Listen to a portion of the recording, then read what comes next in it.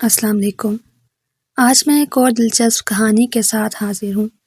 امید کرتی ہوں آپ کو ہماری آج کی کہانی پسند آئے گی۔ تو بنا وقت ضائع کیے کہانی کی طرف بڑھتے ہیں۔ سجل کی خوشی کا کوئی ٹھکانہ نہیں تھا۔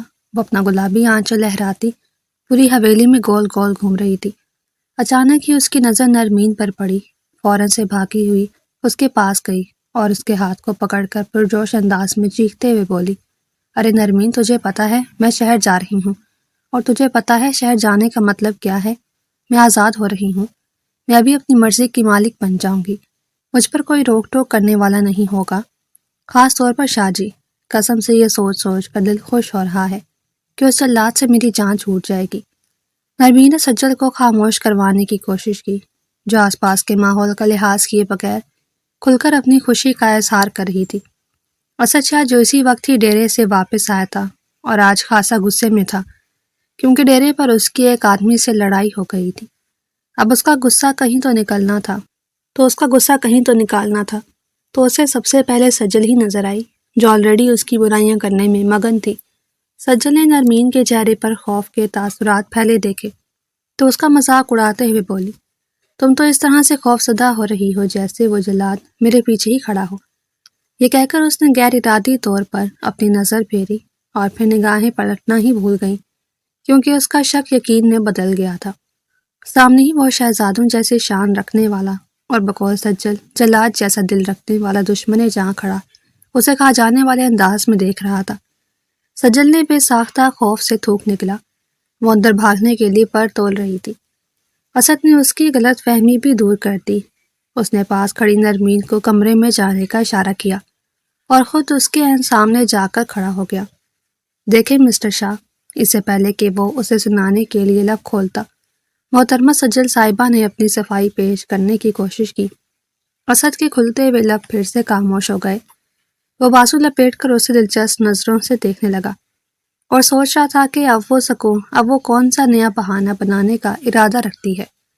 بولیے مس سجل، وہ اسی کے انداز میں ایک ایک لفظ چباتے ہوئے بولا۔ وہ شاہ جی، میں یہ کہہ رہی تھی کہ آج آپ کس قدر حسین لگ رہے ہیں، قسم سے ماشاءاللہ ماشاءاللہ، اللہ آپ کو بری نظر سے بچائے۔ یہ کہہ کر اس نے اپنی آنکھوں کے کنارے سے ہلکا سا سرما اتار کر اسد کے کانوں کے پیچھے لگایا۔ تم بھی بے حد پیاری لگتی ہو، لیکن صرف اس وقت جب تمہاری زبان کنٹرول میں ہوتی ہے۔ ابھی تھوڑی دیر پہلے تم مجھے کیا کہہ رہی تھی؟ جلاد، اور پرسوں تم مجھے ہٹلر کہہ کر پکار رہی تھی۔ ابھی تو تم نے میرا ہٹلر والا روپ دیکھا ہی نہیں ہے، اور کس نے تمہیں کہا ہے کہ شہر جا کر تم آزاد ہو جاؤ گی؟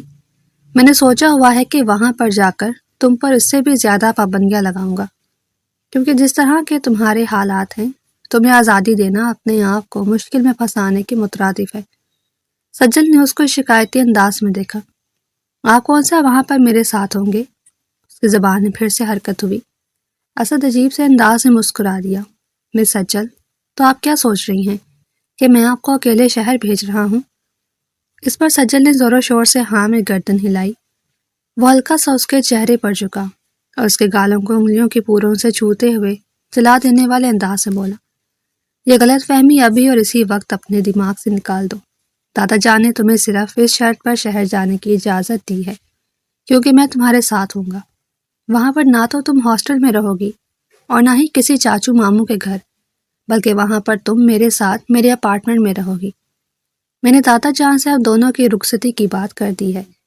2 ہی دن کے بعد وہ ہم دونوں کی سادگی سے رخصتی کر دیں گے۔ سجل کو یوں لگ رہا تھا جیسے ساتوں آسمان اس کے سر کے اوپر آ گرے ہوں۔ رخصتی کا نام سنتے ہی اس کے گال شرم کے مارے لال ہونے لگے اور اس کی پلکیں لرزنے لگی تھیں۔ اسد شاہ نے ایک گہری سانس خارج کی۔ وہ جانتا تھا کہ سجل بیگم کو اس کی سہیلیوں نے شادی کے بارے میں بتا کر اس کا دماغ خراب کیا ہوا ہے۔ چلو اب جلدی سے کمرے میں جاؤ اور پیکنگ شروع کرو۔ آخری دن مجھے کسی بھی قسم کا ڈرامہ نہیں چاہیے۔ آپ مجھے اتنی بڑی سزا نہیں دے سکتے۔ وہ حویلی میں داخل ہونے ہی لگا تھا کہ سجل پیچھے سے چلاتے ہوئے بولی۔ اس کی آنکھیں آنسوؤں سے بھیگ گئی تھیں اور اس کا لہجہ بھی لرز رہا تھا۔ سزا تو ابھی شروع ہی نہیں ہوئی مسز اسد شاہ، یہ تو میں آپ پر عنایت کر رہا ہوں اور آپ کو بخش رہا ہوں۔ اصل سزا تو اسلام آباد میں جا کر شروع ہوگی، وہاں پر تم اپنی خیر منا کر دکھاؤ۔ یہ کہہ کر وہ پھر سے اندر کی جانب پڑ گیا اب کی بار سجل میں اسے روکنے کی ہمت نہ ہوئی۔ وہ غصے سے پاؤں ٹیچ کر رہ گئی۔ خود کو سمجھتا کیا ہے، جیسے مجھ سے نکاح کر کے اس نے مجھے خرید لیا ہو۔ آج ہی دادا جان سے 2 ٹوک اس کے بارے میں بات کرتی ہوں اور دادا کو بتاتی ہوں کہ مجھے اس آدمی سے شادی ہی نہیں کرنی۔ ایک تو عمر میں بھی پورے 10 سال بڑا ہے، اور 5 سال بعد جب میں جوان ہوں گی تو یہ تو بڈھا ہو جائے گا۔ اب سجل کو اپنی ایک نئی فکر ستانے لگی تھی۔ وہ 18 سال کی تھی جبکہ اسد اس سے پورے 10 سال بڑا تھا۔ وہ کافی سنجیدہ مزاج، عقل مند اور کم گو تھا، جبکہ سجل اس کے مقابلے میں حد سے زیادہ شرارتی، چلبلی اور اپنی منمانی کرنے والی لڑکی تھی۔ پابندیاں اسے پسند نہیں تھی، کسی کے ماتحت رہنے سے اسے گھٹن ہوتی تھی۔ وہ چاہتی تھی کہ کھل کر اپنی زندگی جیے۔ اسے تو بچپن سے ہی سوچا ہوا تھا کہ وہ حویلی سے نکل کر لندن کی آزاد فضاؤں میں تعلیم کے بہانے جائے گی اور وہاں پر اپنی مرضی سے اپنی زندگی گزارے گی۔ لیکن جب وہ صرف 15 سال کی تھی تبھی دادا جان نے اس کے پاؤں میں بیڑیاں ڈال دی اور اس کا نکاح حویلی کے سب سے خڑوس اور خود پرست انسان یعنی اسد شاہ سے کر دیا۔ کافی دنوں تک تو وہ واویلا مچاتی رہی، لیکن کسی نے اس کی ایک بھی نہیں سنی تھی۔ دادا جان اپنے فیصلے پر بہت مطمئن تھے۔ وہ جانتے تھے کہ ان کی نالائق پوتی کو صرف ان کا سمجھدار پوتا ہی سنبھال سکتا ہے، اسی لیے یہ فیصلہ انہوں نے بہت سوچ سمجھ کر کیا تھا۔ ابھی بھی سجل دادا جان کے گھٹنوں کو پکڑ کر زمین پر بیٹھی ہوئی تھی۔ انہوں نے 2 سے 3 بار اسے اٹھنے کا اشارہ کیا، لیکن وہ وہیں پر ہی ڈٹی رہی۔ دادا جان صرف آپ ہی ہیں جو میری مدد کر سکتے ہیں، وہ یہ جملہ پچھلے 15 منٹوں سے دہرا رہی تھی، لیکن اپنے موضوع پر نہیں آ رہی تھی، کیونکہ ایک طرف سے اسے ڈر بھی تھا کہ کہیں ایسا نہ ہو دادا جان اس کی بات سن کر غصے میں آ جائیں۔ بولو بھی، کیا مسئلہ ہے تمہیں؟ انہوں نے جھنجھلاتے ہوئے کہا، کیونکہ پچھلے 15 منٹوں سے ان کے دماغ کی دہی کر چکی تھی۔ یہ وقت ان کی تسبیح کرنے کا ہوتا تھا۔ دیکھو سجل بیٹا، اگر اب تم نہ بولی تو میں نے تمہاری بات سننی ہی نہیں ہے۔ وہ اسے دھمکی دینے والے انداز میں بولے تو وہ جلدی سے اپنے مدعے پر واپس آ گئی۔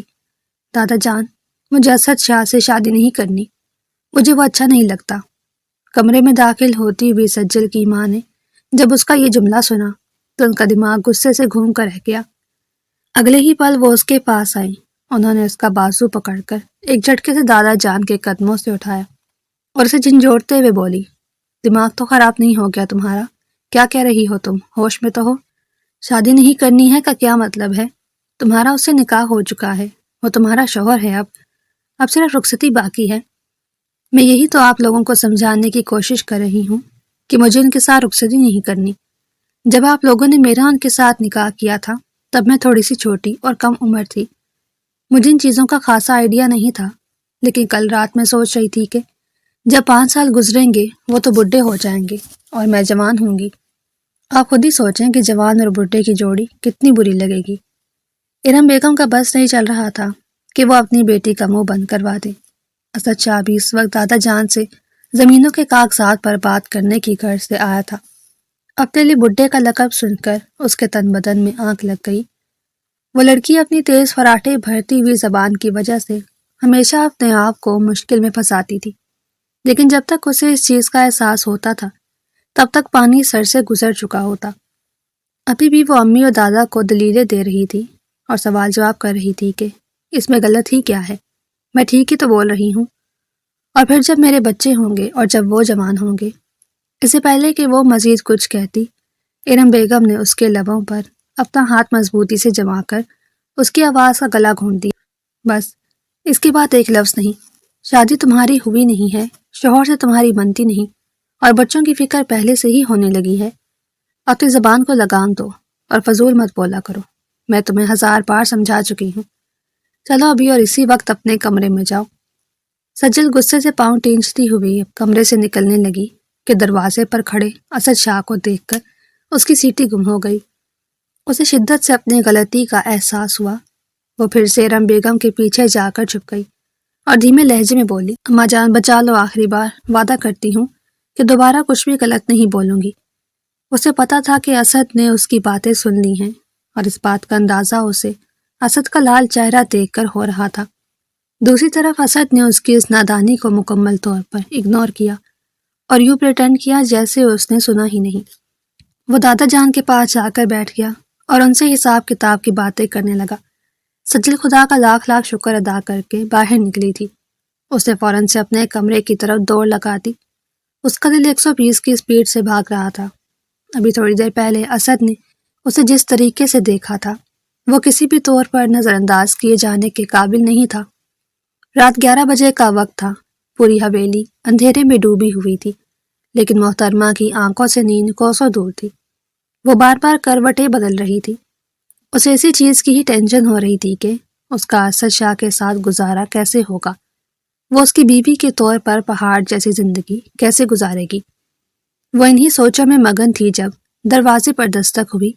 اس نے پوچھے بغیر ہی دروازہ کھول دیا، کیونکہ اکثر ہی جب نرمین کو رات کے وقت ڈر لگتا تھا تو وہ اسی کے کمرے میں ہی سونے کے لیے آتی تھی۔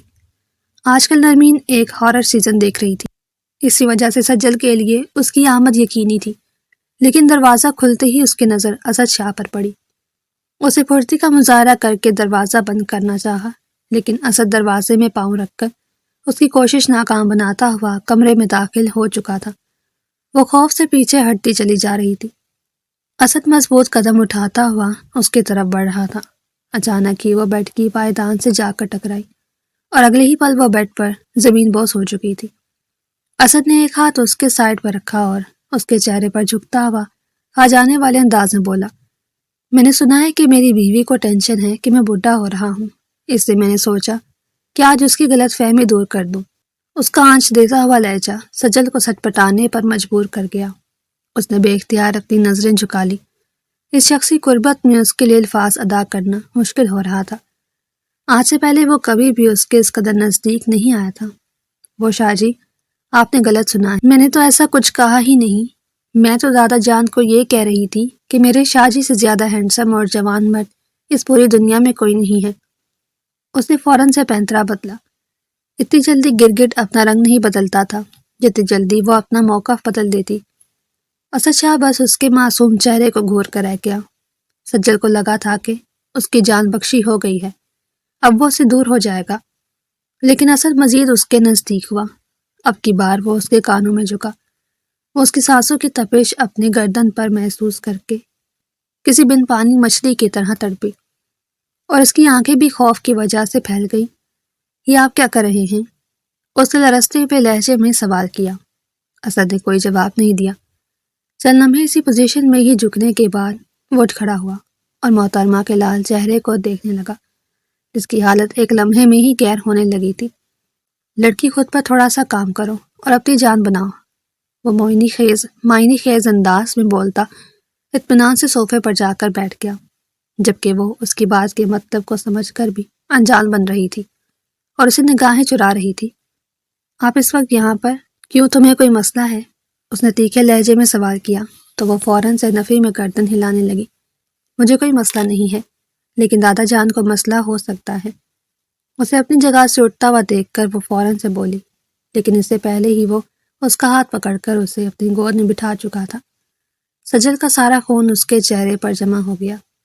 اسے بات کرنا مشکل ہو رہا تھا، الفاظ تو جیسے اس کے گلے میں ہی اٹک گئے، جبکہ دوسری طرف اسد شاہ کو ابھی پتہ چل گیا تھا کہ کس طرح سے اپنی بیگم صاحبہ کو کنٹرول کرنا ہے۔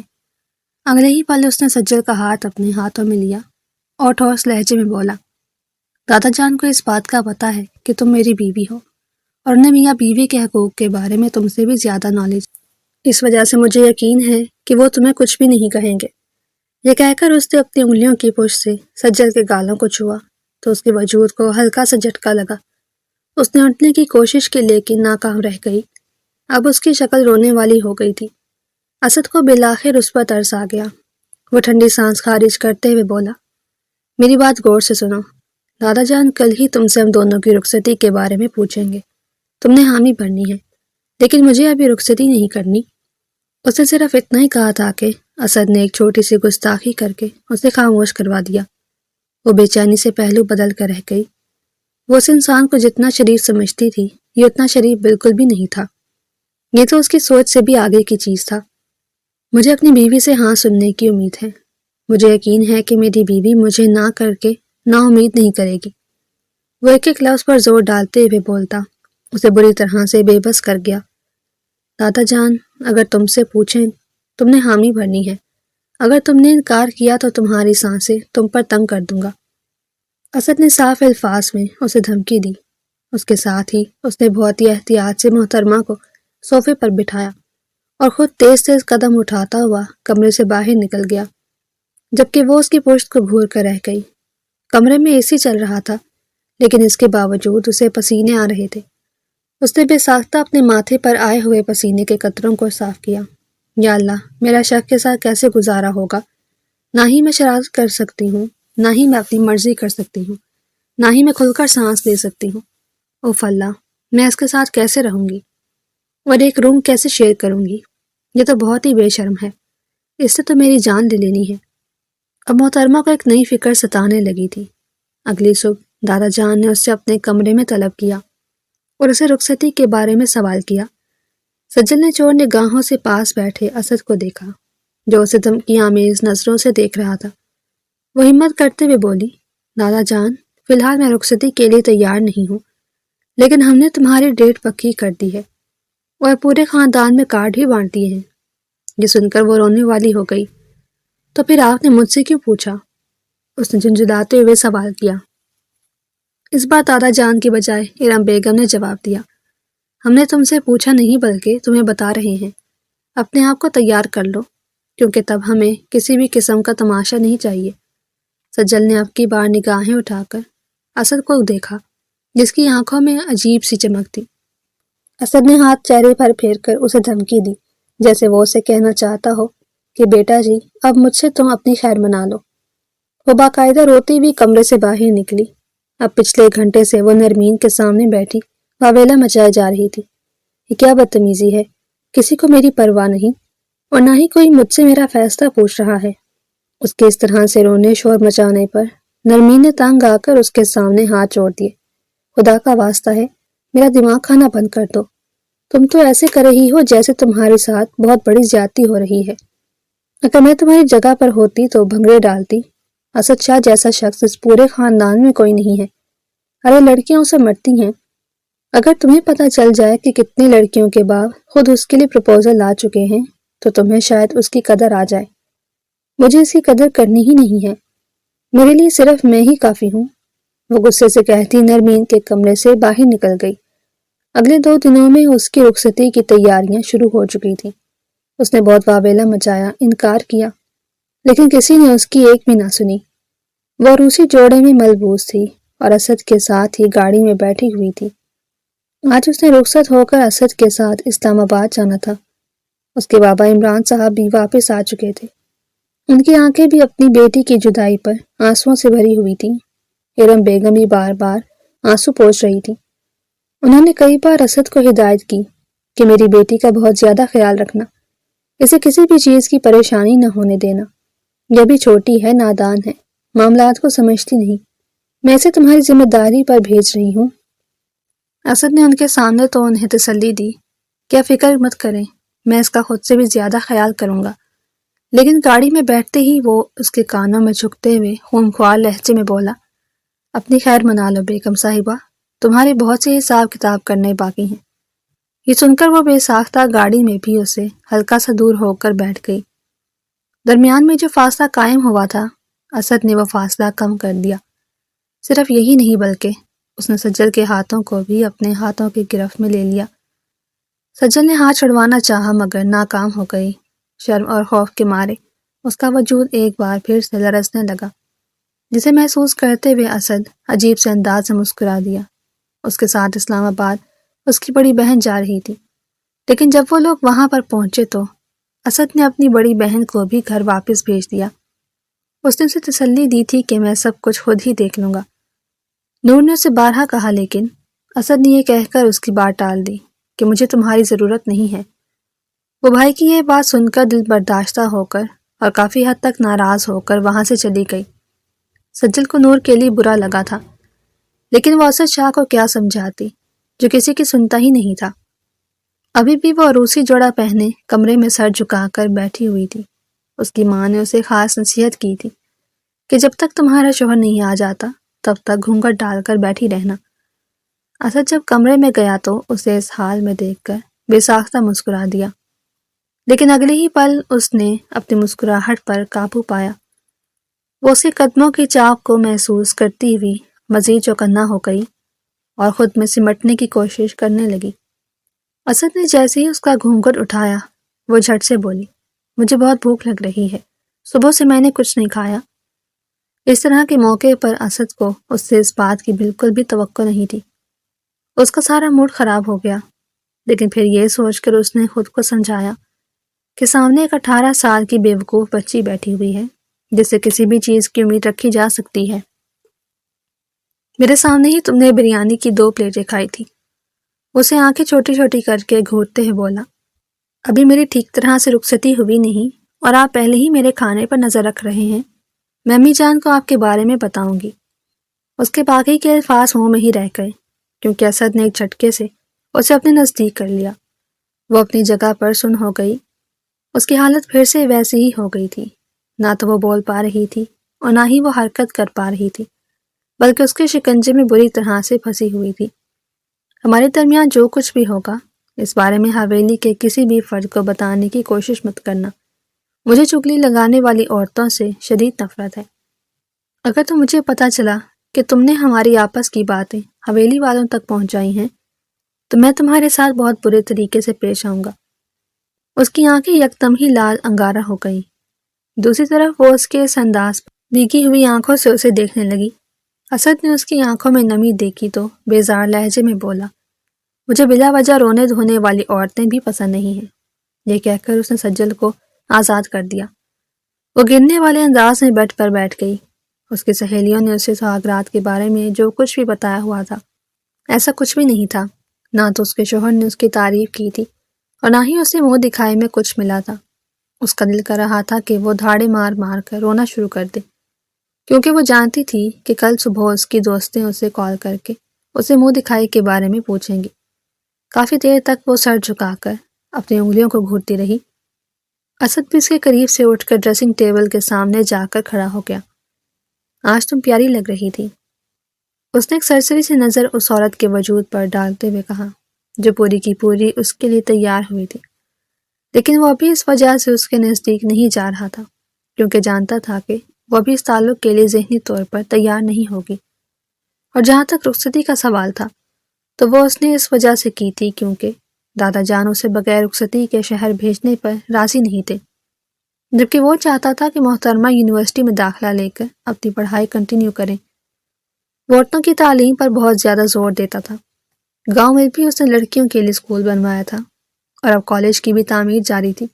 اور جہاں تک اس کی منقوہہ کا سوال تھا تو سجل کو دور دور تک پڑھائی سے دلچسپی نہیں تھی۔ وہ تو کتابوں کو دیکھ کر یوں بھاگتی تھی جیسے چوہا مار گولیوں کو دیکھ کر چوہے اور پولیس کو دیکھ کر چور بھاگتا ہے۔ کیا آپ صرف اتنا ہی کہیں گے؟ میں اتنی محنت سے تیار ہوئی ہوں، آپ کو تو میری شان میں زمین آسمان کے کلابے ملانے چاہیے تھے۔ اسد کی ذرا سی تعریف پر وہ پھر سے اپنی ٹون میں واپس آ گئی۔ اسد نے بے ساختہ اپنا چہرہ جھکایا اور اپنی مسکراہٹ دبانے کی کوشش کی۔ کیا یہ کافی نہیں ہے کہ تم اچھی لگ رہی ہو؟ وہ اسے اپنی نظروں کے حصار میں لیتے ہوئے بولا، دیکھیں مسٹر اسد، اچھا لگنے میں اور خوبصورت لگنے میں زمین آسمان کا فرق ہوتا ہے۔ اگر آپ واقعی میں اپنی بیوی کا دل جیتنا چاہتے ہیں تو آپ کو صبح و شام اس کی تعریفیں کرنی ہوں گی۔ کیا تم مجھے اپنا دل جیتنے کے لیے ٹپس دے رہی ہو؟ یہ سن کر وہ گڑبڑا گئی۔ نہیں، میں تو بس آپ کو یوں ہی بتا رہی تھی۔ اپنی انگلیاں چٹکھاتے ہوئے بولی، تمہاری منہ دکھائی دراز سے پڑی ہوئی ہے، نکال لینا، اور ہاں کسی بھی چیز کی ضرورت ہو تو بلا جھجک مجھے بتا دیں۔ اگر شرماؤ گی تو اپنا ہی نقصان کرو گی۔ اسد شاہ کے حکم پر اس نے فوراً سے دراز کھولا اور وہاں سے ایک ڈبی باہر نکالی۔ وہ ڈائمنڈ کی ایک انتہائی خوبصورت رنگ تھی جسے دیکھ کر اس کی آنکھیں خوشی کے معنی چمکنے لگیں۔ کیا یہ میرے لیے ہے؟ اسے چہکتے ہوئے کہا۔ جہاں تک مجھے لگتا ہے منہ دکھائی اپنی دلہن کو ہی دیتے ہیں۔ یہ سن کر وہ سٹپٹا گئی اور پھر ہمت کرتے ہوئے بولی، کیا آپ مجھے انگوٹھی پہنائیں گے نہیں؟ اس نے ایک امید سے پوچھا۔ اسد انکار نہیں کر سکا۔ یوں تو اسے یہ چونچلے پسند نہیں تھے، لیکن پھر بھی وہ اس کے قریب گیا۔ سجل نے فوراً سے اس کا ہاتھ اس کے سامنے کیا۔ اسد نے نرم انداز میں اسے رنگ پہنا دی۔ بیوٹیفل، اس کے لبوں سے بے ساختہ نکلا۔ وہ رنگ واقعی میں سجل کی خوبصورت پتلی انگلیوں پر بہت جچ رہی تھی۔ چل اب جلدی سے چینج کر لو اور ریسٹ کرو، صبح تم نے میرے ساتھ ایڈمیشن کے لیے یونیورسٹی چلنا ہے۔ مجھے یونیورسٹی میں ایڈمیشن نہیں لینا، میں گھر اور یونیورسٹی کو ایک ساتھ نہیں سنبھال سکتی، وہ بھی کل کو میرے بچے بھی ہو جائیں گے، تو یہ تین ذمہ داریاں ہمیں ایک ساتھ کیسے نبھاؤں گی؟ تیز تیز بولتی وہ اپنی زبان دانتوں میں دبا گئی۔ اپنی غلطی کا احساس ہوتے ہی اس نے فوراً سے گردن جھکا لی، جبکہ اسد بھی اسے گھور کر رہ گیا۔ فکر مت کرو، فی الحال تمہیں بچوں کی ٹینشن نہیں ہوگی، میں تمہیں اس چیز کی گارنٹی دیتا ہوں۔ ابھی تم اپنی پڑھائی کی فکر کرو، میں نہیں چاہتا کہ کل کو جب تم بچوں کو پڑھانے کے لیے بیٹھو تو تمہیں کسی چیز کا پتہ ہی نہ ہو۔ وہ اس پر طنز کرتے ہوئے بولا، جلدی سے چینج کر لو۔ اب کی بار وہ نہ چاہتے ہوئے بھی ڈریسنگ روم میں چینج کرنے کے لیے چلی گئی۔ جب وہ باہر نکلی تو وہ بیڈ گراؤنڈ کے ساتھ ٹیک لگا کر بیٹھا ہوا تھا۔ اس نے ایک نظر اٹھا کر سجل کو دیکھا اور پھر نگاہیں پلٹنا ہی بھول گیا، کیونکہ وہ اسی کی ہی ٹراؤزر شرٹ میں ملبوس تھی، لیکن شرٹ کی بازو ٹراؤزر کی لمبائی کافی زیادہ تھی۔ اس نے ان دونوں کو موڑا ہوا تھا۔ اس نے ابرو اچکا کر سجل سے سوال کیا تو وہ معصومیت سے بولی، میرا بیگ گاڑی میں پڑا ہوا ہے، سارے کپڑے اسی میں تھے، میں آپ کو بتانا بھول گئی، اور واش روم سے آپ کو آواز لگانا ٹھیک نہیں لگ رہا تھا۔ وہ انگلیاں چٹکھاتے ہوئے جھجکتے ہوئے کہہ رہی تھی، کوئی بات نہیں، میں ابھی ملازم کو کہہ دیتا ہوں، وہ تمہارا بیگ اوپر لے آتا ہے۔ وہ اس کی خوبصورت سراپے سے بڑی مشکل سے نگاہ ہٹاتے ہوئے بولا، اب وہاں پر بت بن کر کیوں کھڑی ہو گئی ہو؟ آ کر لیٹ جاؤ، صبح تمہیں میرے ساتھ جلدی اٹھنا ہوگا۔ یہ سن کر اس نے پھر سے بے وقوفوں کی طرح اسد کے چہرے کو دیکھا۔ میں کہاں پر جا کر سوؤں؟ میرے سر پر سو جاؤ، اسد نے جھنجھلاتے ہوئے جواب دیا۔ لیکن میں وہاں پر کیسے سو سکتی ہوں؟ اس نے شرماتے ہوئے پھر سے اپنی گردن جھکا لی۔ یا اللہ، میں اس لڑکی کا کیا کروں؟ بے وقوف عورت، ظاہری سی بات ہے، بیڈ پر ہی آ کر سونا ہے تم نے، اب یہاں پر میں تمہارے لیے الگ سے کمرہ سیٹ کروانے سے رہا۔ کیا میں آپ کے ساتھ سوؤں گی؟ اگر تمہیں کوئی مسئلہ ہے تو میں محلے والوں کے ساتھ جا کر سو جاتا ہوں۔ اسد کی جھنجھلاہٹ عروج پر تھی۔ وہ سمجھ نہیں پا رہا تھا کہ آخر اس لڑکی کو مسئلہ کیا ہے، لیکن پھر اگلے ہی لمحے اس کے دماغ کی بتی جلی تو اسے اندازہ ہوا کہ وہ اس کے ساتھ بیڈ شیئر کرنے میں شرما رہی تھی، اور یہ فطری بھی تھا۔ ٹینشن نہ لو، میں تمہیں پریشان نہیں کروں گا، تم اطمینان سے سو سکتی ہو، وہ اسے تسلی دیتے ہوئے بولتا خود بیڈ کے دوسرے کونے پر جا کر لیٹ گیا۔ اس نے کتاب بھی سائڈ پر رکھ دی اور اپنی سائڈ والا لیمپ بھی بند کر دیا۔ سجل چھوٹے چھوٹے قدم اٹھاتی ہوئی بیڈ کے دوسرے کونے پر جا کر لیٹ گئی۔ رات تقریباً 3 بجے کا وقت تھا۔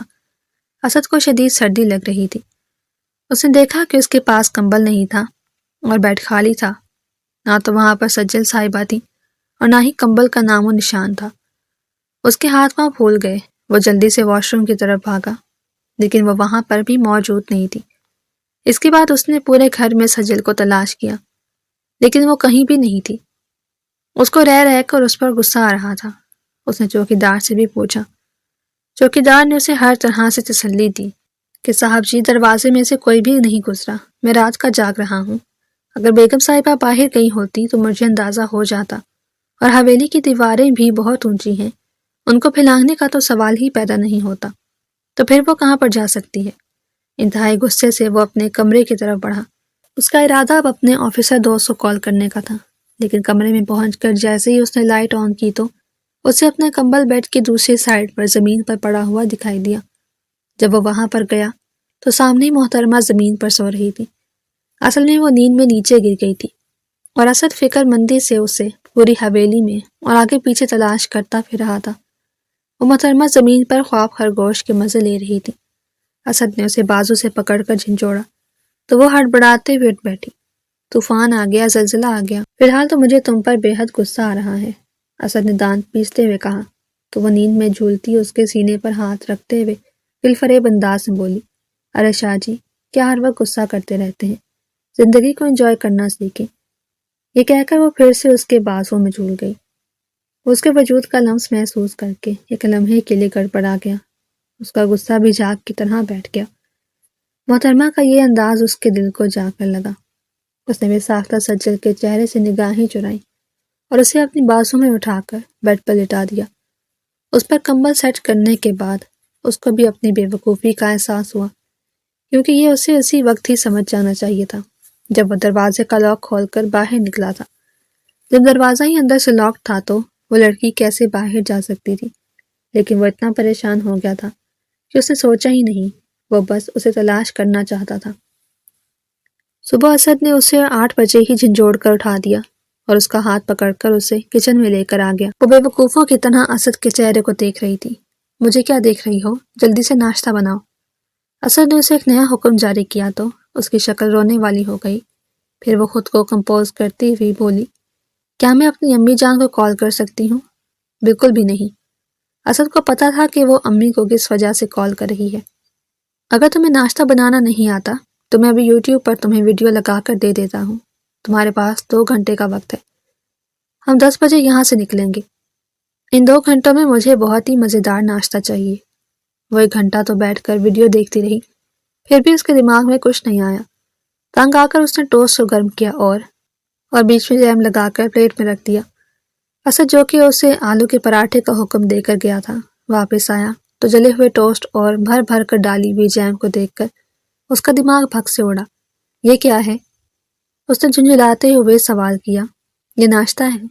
دوسری طرف سے سجل نے انتہائی معصومیت سے جواب دیا، اور اللہ تعالیٰ کا رزق ہے۔ کچھ بھی بول کر رزق کی بے حرمتی مت کیجیے گا ورنہ اللہ بہت زیادہ ناراض ہو جائیں گے۔ وہ آنکھیں بھر بھر کر اسے ڈرانے کی کوشش کر رہی تھی۔ دل ہی دل میں اس کو کوستا ہوا وہ ٹوسٹ کھانے کے لیے بیٹھ گیا۔ وہ آنکھیں بڑی بڑی کر کے اس کو ڈرانے کی کوشش کر رہی تھی۔ دل ہی دل میں وہ اس کو کوستا ہوا ٹوسٹ کھانے کے لیے بیٹھ گیا، لیکن ایک ہی بائٹ میں اس کی بس ہو گئی۔ اس نے پلیٹ پیچھے کی طرف کھسکا دی تو اس کی جگہ سجل زور و شور سے اپنا بنایا ہوا ناشتہ کرنے لگی، ساتھ ہی چائے سے بھی انصاف کر رہی تھی اور اس قدر مزے سے پی رہی تھی جیسے اس سے لذیذ اور اچھی چائے کسی نے بھی نہیں بنائی ہوگی۔ اسد نے جب یہ دیکھا تو سوچا کہ چائے کا ہی 1 کپ پی لیتا ہوں، لیکن اس نے ایک ہی سپ لیا تھا۔ اس کی سیٹی گم ہو گئی تھی۔ چائے میں بھی بھر بھر کر چینی ڈالی گئی تھی۔ تم پاگل تو نہیں ہو گئی؟ یہ کس طرح کی چائے بنائی ہے تم نے؟ اس نے پھر سے بے نیازی کا مظاہرہ کرتے ہوئے کہا، اگر کسی کو میرے ہاتھ کی بنائی ہوئی چائے پسند نہیں ہے تو وہ اسے یوں ہی چھوڑ سکتا ہے، میں برا نہیں مناؤں گی، لیکن کم از کم کیڑے نکال کر میرا ناشتہ خراب نہ کیا جائے۔ ناشتے کا تو مجھے نہیں پتا مسز شاہ، لیکن اتنا مجھے اندازہ ہے کہ تمہارا دماغ بہت زیادہ خراب چل رہا ہے۔ آج پہلے تمہارے دماغ کو ٹھکانے پر لگاؤں گا۔ اس کا یونیورسٹی میں ایڈمیشن کروایا تھا اور واپس آتے ہی اس نے محترمہ کو اپنے ساتھ کچن میں لگا دیا۔ اب وہ اسے اپنے ساتھ کھانا بنانا سکھا رہا تھا، جبکہ وہ اس کی کھانا بنانے والے اسکلز کو دیکھ کر بار بار حیرت کی وجہ سے گش کھا رہی تھی۔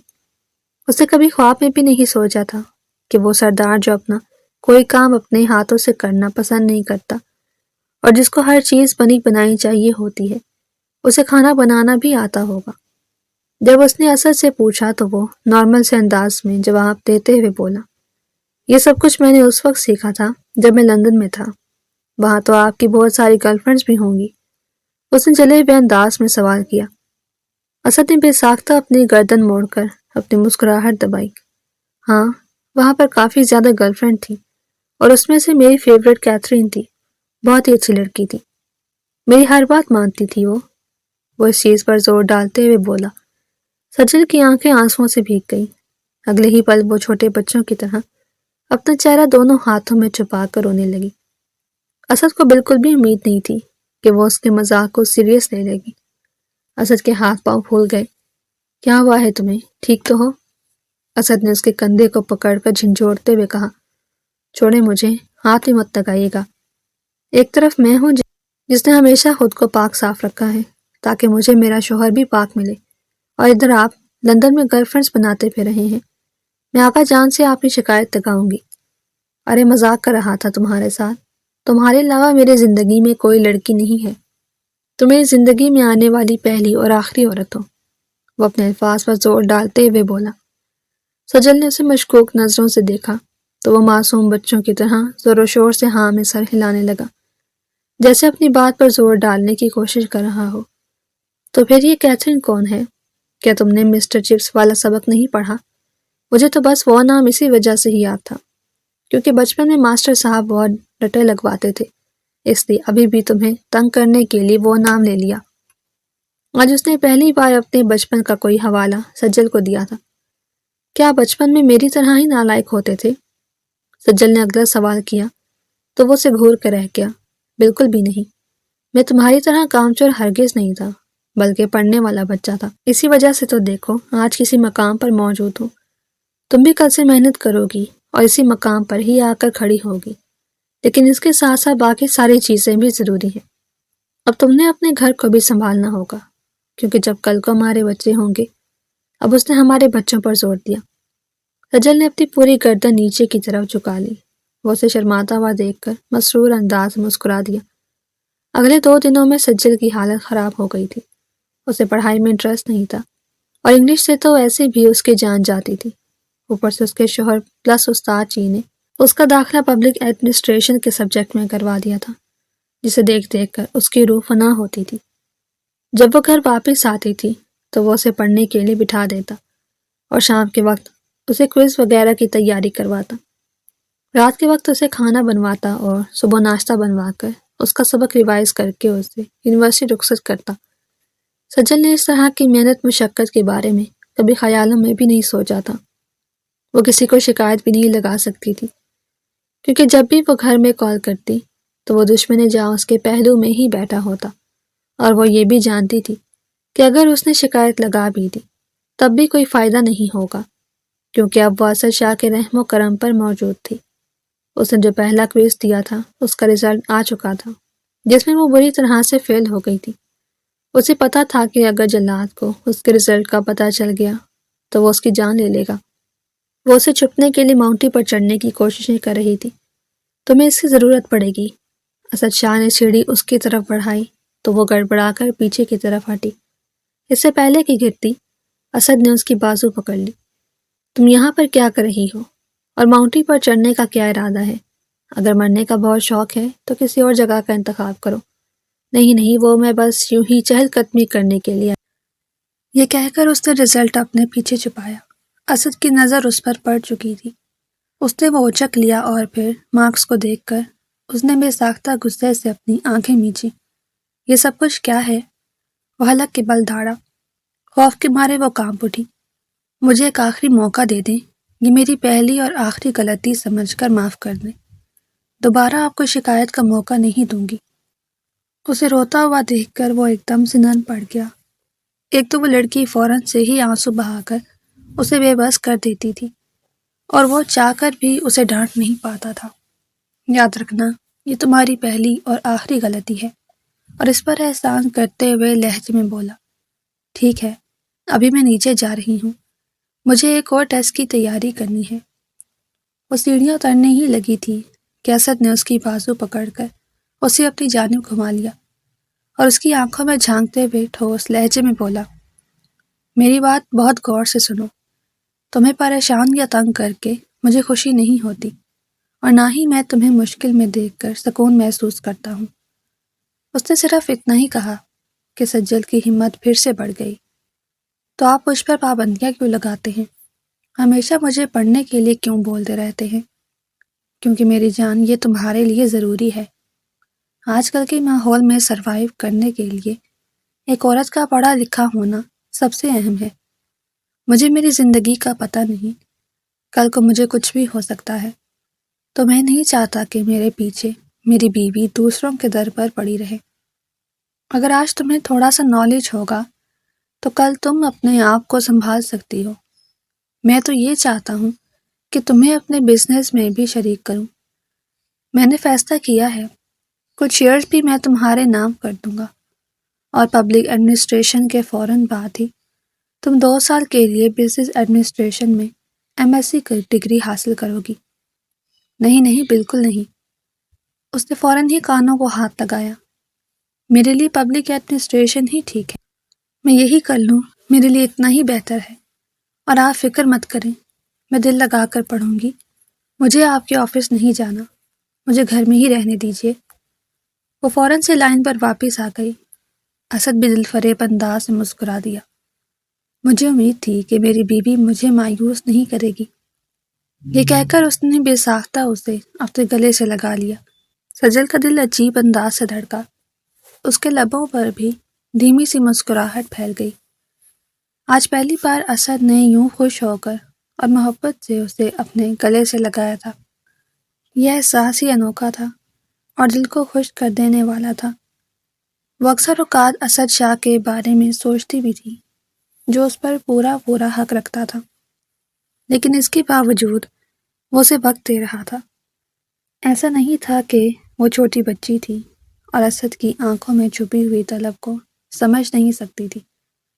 کئی بار اس نے اسد کی آنکھوں میں اپنے لیے قربت کی طلب بھی دیکھی تھی، اور اس پر وہ گھبرا بھی جاتی تھی تو اسد فوراً سے ہی اس کو نارمل کر دیتا اور کمپوز ہونے میں اس کی مدد کرتا تھا۔ اگر وہ اسے پڑھائی کی طرف لگا رہا تھا تو اس پر رشتے کی ذمہ داری ڈالنے سے بھی گریز کر رہا تھا۔ ابھی بھی اسد نے اسے خود سے الگ کیا اور اس کی آنکھوں میں دیکھتے ہوئے کہا، مجھے یقین ہے کہ اس بار تم مجھے مایوس نہیں کرو گی۔ یہ کہہ کر اس نے اس کے ماتھے پر بوسہ دیا۔ ابھی مجھے ایک ضروری کام کے سلسلے میں جانا ہے، تم کمرے میں جا کر ریسٹ کرو۔ وہ بھاگتی بھی نیچے آئی اور کمرے میں جا کر دروازے کے ساتھ ٹیک لگا کر گہرے سانس لینے لگی۔ اس نے بے اختیار اپنے ماتھے کو چھوا، جہاں پر ابھی تک اسے اسد کے لمس کا احساس ہو رہا تھا۔ اسے وہ شخص اچھا لگنے لگا تھا۔ آسان لفظوں میں اسے اسد شاہ سے محبت ہو گئی تھی۔ پہلے اس کے دل میں جتنی بھی نفرت اور بغض بھرا ہوا تھا، وہ سارا ختم ہو چکا تھا۔ ابھی وہ اسد کا ساتھ چاہتی تھی، لیکن پڑھائی سے ابھی بھی اس کی جان جاتی تھی۔ اسد کی نصیحت کرنے کے باوجود بھی وہ سونے کے لیے لیٹ گئی، اور جب شام کو وہ واپس آیا تو وہ گھوڑے گدھے بیچ کر سو رہی تھی، حالانکہ کل اس کا مرز کا پہلا پیپر تھا۔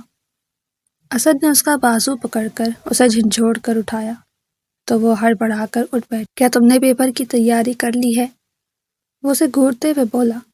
میری ساری تیاری ہو گئی ہے، ابھی تھوڑی دیر پہلے ہی میں سونے کے لیے لیٹی ہوں، پلیز مجھے سونے دیں، بہت سخت نیند آ رہی ہے۔ یہ کہہ کر اس نے اپنا بازو چھڑوایا اور چادر سر تک تان کر لیٹ گئی۔ اسد اس کے چادر میں چھپے ہوئے وجود کو دیکھ کر رہ گیا۔ کبھی کبھار اسے لگتا تھا کہ سب کا کوئی فائدہ نہیں ہے۔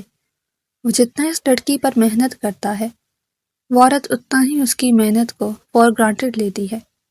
اس کے دوست اسے اپنے گھر ڈنر پر دعوت بھی دے رہے تھے، لیکن وہ صرف اور صرف اپنی بیگم کے مرض کی وجہ سے رکا ہوا تھا۔ اگلے دن جب محترمہ پیپر میں جا کر بیٹھی تو اسے ایک لفظ بھی نہیں آ رہا تھا۔ سب کچھ اس کے سر کے اوپر سے گزر رہا تھا۔ اسے شدت سے اپنی غلطی کا احساس ہو رہا تھا۔ جب وہ واپس آئی تو اس کا منہ لٹکا ہوا دیکھ کر اسد کو اندازہ ہو چکا تھا۔ وہ گہری سانس خارج کر کے رہ گیا۔ اگلے پیپرز میں اس نے تھوڑی بہت محنت کی تھی اور صرف پاس ہونے کے لیے ہی پڑھا تھا۔ نہ تو اسے ٹاپ کرنے کا شوق تھا اور نہ ہی اپنا نام بنانے کا شوق تھا۔ یونیورسٹی میں بھی وہ مر کر جاتی تھی، کیونکہ جس طرح کی فرینڈ گیدرنگ وہ چاہتی تھی، اسد اسے اس چیز کی اجازت نہیں دیتا تھا۔ ابھی 2 دن پہلے ہی اس نے ماریا نامی کی لڑکی سے دوستی کی تھی۔ جب اسد کو پتہ چلا تو اس نے اس لڑکی کا سارا بایو ڈیٹا نکالا۔ وہ لڑکی غیر قانونی سرگرمیوں میں ملوث تھی اور معصوم لڑکیوں کو اپنے جال میں پھنسا کر انہیں کوٹھے پر بیچتی تھی۔ یہ ساری باتیں اس نے اپنی بیگم کو بھی بتائی تھی۔ وہ اس پر بھی اسد سے ناراض ہو گئی اور سمجھ رہی تھی کہ اسد اس سے جھوٹ بول رہا ہے تاکہ اسے اس کے دوستوں سے الگ کر سکے۔ اسلام آباد میں 2 مہینے گزارنے کے باوجود بھی سجل کی حرکتوں میں کوئی کمی واقع نہیں ہوئی تھی۔ مرز کے بعد اسد اسے اپنے دوست کے گھر دعوت پر لے گیا۔ وہاں پر زیادہ تر بزنس فیملیز موجود تھی۔ جتنی بھی لڑکیاں تھیں فر انگلش بول رہی تھی۔ آدھی سے زیادہ لڑکیاں تو اسد کے پہلو میں اسے دیکھ کر جل کر راکھ ہو گئی تھی۔ کئی لڑکیوں نے اس سے بات کرنے کی کوشش کی، لیکن وہ اتنی اسٹرانگ اور تیز انگلش بولتی تھی کہ باتیں سجل کے سر کے اوپر سے گزر رہی تھی۔ اب اسے شدت سے احساس ہو رہا تھا کیونکہ وہ اسد اسے خود پر محنت کرنے کے لیے اور خود کو پالش کرنے کے لیے کہتا ہے، اسی وجہ سے تاکہ کل کو اسے سوسائٹی میں شرمندہ نہ ہونا پڑے۔ اچانک ہی ایک لڑکی نے جلے ہوئے انداز میں کہا، مجھے اسد شاہ سے کم از کم یہ امید نہیں تھی کہ وہ ایک میٹرک پاس لڑکی سے شادی کر لے گا۔ اسے اپنا سٹینڈرڈ تو دیکھنا چاہیے تھا، اس کے حساب سے اسے فیصلہ کرنا چاہیے تھا۔ یہ بات سجل کے دل پر جا کر لگی۔ وہ زیادہ دیر تک وہاں پر نہیں رک سکی اور بھاگتی ہوئی اسد کے پاس چلی آئی اور اس کا بازو پکڑ کر جھنجھوڑتے ہوئے بولی، مجھے واپس جانا ہے۔ آنسو تیزی سے اس کی پلکوں کی باڑ توڑ کر اس کے گالوں پر جمع ہو رہے تھے۔ اپنی بیگم کو روتا ہوا دیکھ کر اسد کے ہاتھ پاؤں پھول گئے۔ کیا ہوا ہے، تم ٹھیک تو ہو؟ اسد نے اس کا چہرہ اپنے ہاتھوں کے پیالے میں لیتے ہوئے کہا، تو وہ تیزی سے نفی میں سر ہلانے لگی۔ نہیں، میں بالکل بھی ٹھیک نہیں ہوں، یہاں پر میرا دم گھٹ رہا ہے، پلیز یہاں سے چلیں۔ وہ اسے لے کر واپس آ گیا تھا۔ پورا راستہ وہ خاموش رہی۔ گاڑی میں اس نے ایک لفظ بھی اپنے لبوں سے نہیں نکالا تھا۔ اسد اس سے کئی بار پوچھ چکا تھا، لیکن وہ کچھ بھی نہیں بول رہی تھی۔ اگلی صبح جب وہ سو کر اٹھا تو محترمہ شیشے کے سامنے کھڑی ہو کر زور و شور سے خود سے انگلش میں باتیں کر رہی تھی۔ وہ اپنا انٹروڈکشن اپنے آپ کو سنا رہی تھی۔ اس نے اسد پر ایک نظر ڈالی اور پھر سے اپنے کام میں مصروف ہو گئی۔ اس کے بعد اس میں کافی حد تک تبدیلی آ گئی تھی۔ اب وہ اسد کے کہے بغیر ہی کتابیں لے کر بیٹھ جاتی۔ یونیورسٹی میں بھی اس نے اپنا نام بنا لیا تھا۔ پہلے سے کوئی بھی نہیں جانتا تھا، لیکن اب سب اسے ذہین لڑکی کے نام سے جانتے تھے۔ وہ ذہین نہیں تھی، وہ بس پڑھتی تھی اور محنت کرتی تھی۔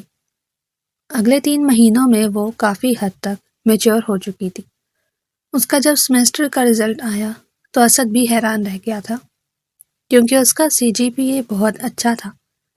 جہاں تک گھر کی ذمہ داریوں کا سوال تھا تو وہ اب کھانا بنانا اور دوسرے تیسرے کام خود ہی کرتی تھی۔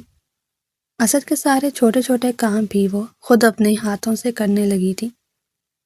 وقت گزرنے کے ساتھ ساتھ اسد کو بھی اس سے بے تحاشا محبت ہو گئی تھی۔ اب اس کے بغیر اسد کا گزارا مشکل تھا۔ وہ مزید خود پر قابو نہیں کر پایا۔ اس نے محترمہ کے ساتھ اپنا حقیقی تعلق قائم کر لیا تھا، لیکن وہ مطمئن تھا کیونکہ اب وہ لڑکی سمجھدار ہو چکی تھی اور ہر معاملے کو سمجھتی تھی۔ تقریباً 3 سالوں کے بعد اللہ نے انہیں ایک بے تحاشا خوبصورت بیٹے سے نوازا تھا، جو اسد کی ہی کاربن کاپی تھا۔ ڈگری حاصل کرنے کے بعد اس نے پڑھائی کو خیر آباد کہہ دیا۔ اسے بزنس وغیرہ میں انٹرسٹ نہیں تھا، وہ گھر میں رہنا چاہتی تھی۔ اسد نے اس بات پر کوئی بھی اعتراض نہیں کیا، اسے بس اپنی بیوی کی خوشی امپورٹنٹ تھی۔ اگلی بار وہ اسد کے ساتھ دوبارہ اسی پارٹی میں گئی، لیکن اس بار اس نے وہاں پر موجود سب لڑکیوں کو ہی منہ توڑ جواب دیا۔ اس نے اسد کو بھی اسی دن ہی بتا دیا تھا کہ ابھی وہ جس مقام پر تھی اسی وجہ سے ہی تھی، کیونکہ ان لڑکیوں نے اس کا مذاق بنایا تھا۔ اسد اس سے متاثر ہوئے بغیر نہ رہ سکا۔ اس کے دل میں اپنی بیوی کے لیے عزت مزید بڑھ گئی۔ امید کرتی ہوں آپ کو ہماری آج کی کہانی پسند آئی ہوگی۔ اگر آپ کو یہ کہانی پسند آئی ہے تو اسے لائک کرنا نہ بھولیں اور کمنٹس میں اپنی رائے کا اظہار کرنا نہ بھولا کریں۔